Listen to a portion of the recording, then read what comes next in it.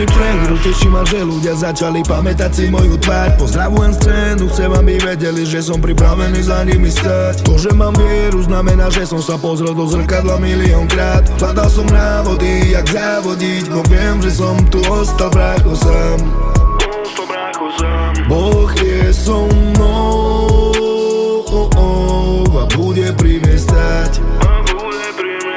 Pôjde so mnou a bude ťažké prekonať. To začalo tak, že mi stačila sekunda, ja som tu nemusel byť. Vtedy som pochopil, aké je vzácne to zdravie a že môžem pri deťoch byť.